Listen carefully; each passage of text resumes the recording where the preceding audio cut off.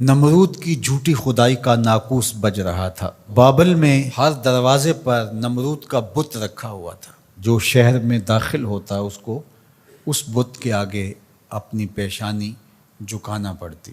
اللہ نے حضرت ابراہیم علیہ السلام کو رشد و ہدایت کا نور دے کر کے اس دنیا کے اوپر بھیجا۔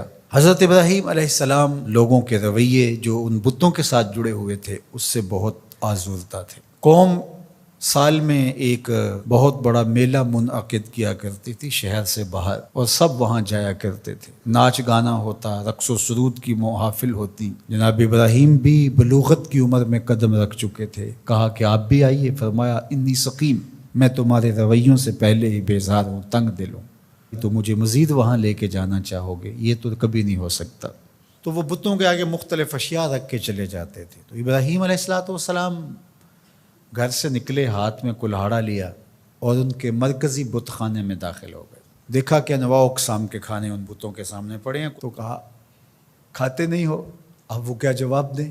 مجسمے ہیں پتھر کے۔ تو دوسرا سوال کیا، ما لکم لا تنطقون، بولتے نہیں ہو؟ کچھ بولو نا، کیوں نہیں کھاتے ہو؟ قرآن نے تعبیر کیا اس انداز کو، تو دائیں ہاتھ سے زور کی ضرب ماری، فجعلہم جزازا، ان کے ٹکڑے ٹکڑے کر کے رکھ دیے، چورا چورا کر دیا۔ الا کبیر لہم، جو بڑا بت تھا اس کو بس چھوڑ دیا، اس سے کوئی صلح نہیں تھی۔ یہ حضرت ابراہیم کا ایک طریق تھا۔ اب وہ میلہ دیکھ کر واپس آئے۔ ان کی عادت یہ تھی کہ واپس آ کے سب سے پہلے بت خانے میں ہی آتے۔ تو وہاں دیکھا کہ ان کے جھوٹے خداؤں کا کسی نے تیا پانچا کر کے رکھ دیا۔ ظاہر ہے کہ ان کے خداؤں کے ساتھ یہ ہوا تھا تو ان کی تو عقیدت وابستہ تھی۔ ان کے پروہت چیخنے لگے، پجاری رونے لگے، اور عجیب شور مچ گیا، ہمارے خداؤں کے ساتھ کوئی یہ کیسے کر سکتا ہے؟ ظالمین سے ہے جس نے یہ کیا ہے۔ شہر کا شہر جمع ہو گیا، آیان سلطنت جمع ہوئے۔ انہوں نے کہا کہ ایک ہی نوجوان ہے اس پوری معاشرت میں جو ان بتوں کی برائی بولتا ہے، تو یہ اسی کا کیا دھرا ہو سکتا ہے، اور کون کر سکتا ہے؟ کہا اس کو لوگوں کے سامنے لاؤ۔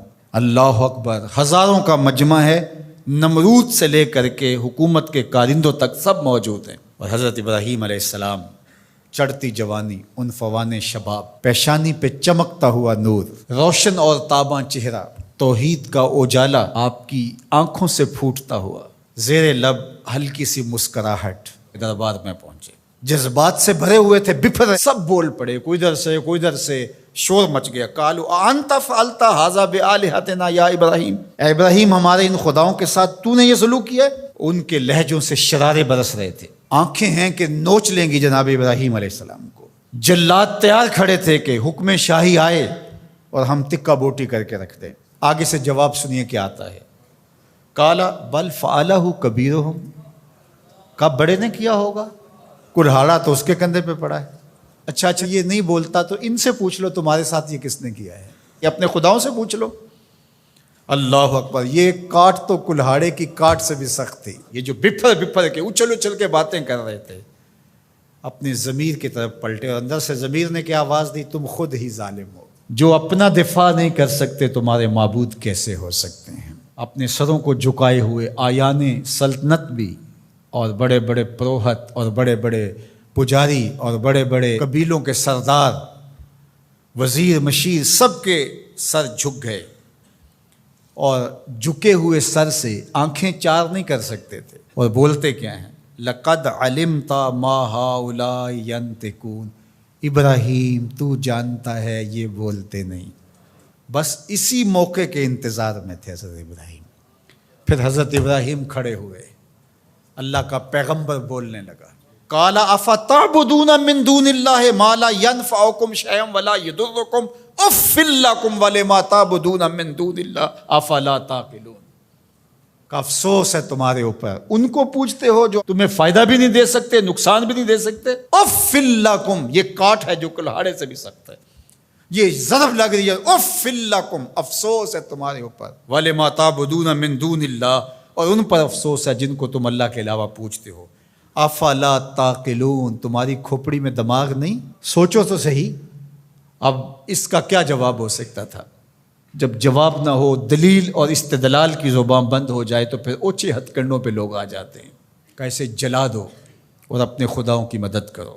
ایک چیخا جلائی گئی، ہزاروں من ایندھن جمع کر کے اس کو آگ دی گئی۔ اب ابراہیم علیہ السلام کو اس آگ میں ڈالا جانے لگا ہے۔ جبریل حاضر خدمت ہوتے ہیں کہ اے ابراہیم، میں تمہارا پیغام لے کے رب کے حضور حاضر ہوتا ہوں، کیا التجا ہے، کیا دعا ہے رب کے حضور؟ تو جناب ابراہیم بولتے ہیں اے جبریل مجھے بتاؤ ان کے دل میں کس نے ڈالا کہ یوں چیخا جلائی جائے اور مجھے آگ میں ڈالا جائے؟ کہا رب جلیل نے۔ کہا جلیل کی یہ مرضی ہے تو خلیل کی بھی یہی مرضی ہے۔ جے سونا میرے دکھ وچ راضی، جے سونا میرے دکھ وچ راضی، میں سکھ نو چلے ڈاواں۔ اگر وہ اس بات پہ راضی ہے کہ میں جلوں تو 100 بار جلنے کے لیے تیار۔ ادھر گھما کر کے آگ میں ڈالا جانے لگا، ادھر فرمان الہی آگ کے نام آیا، قلنا یا نارو کونی بردم و سلامن علی ابراہیم۔ اے آگ میرے ابراہیم پر ٹھنڈی ہو جا، لیکن سن سلامتی کی ٹھنڈی ہونا، اتنی ٹھنڈی بھی نہیں کہ میرے خلیل کو سردی لگنے لگ جائے۔ اب ابراہیم علیہ السلام جب آگ میں گئے، وہ رسیاں تو جل گئیں لیکن آپ کے بدن کا ایک بال بھی نہیں جلا، اور بالکل آگ کے درمیان میں جنت کی ٹھنڈی ہوائیں چل رہی تھیں، اور ابراہیم کو اللہ نے بہلانے کے لیے فرشتے بھیج دیے۔ 40 دنوں کے بعد جب آگ بجھنے لگی اور کوئلے دہک رہے تھے اور آگ کے لاوے کم ہوئے، تو لوگوں نے دیکھا کہ ابراہیم تو کوئلوں سے چلتے ہوئے یوں آ رہے تھے جس طرح کوئی نازنی پھولوں پہ چل کے آ رہا ہو۔ کسی نے حضرت ابراہیم سے پوچھا زندگی کے بہترین لمحے کب تھے؟ کہا وہی 40 دن جو میں نے آتش نمرود میں بسر کیے تھے۔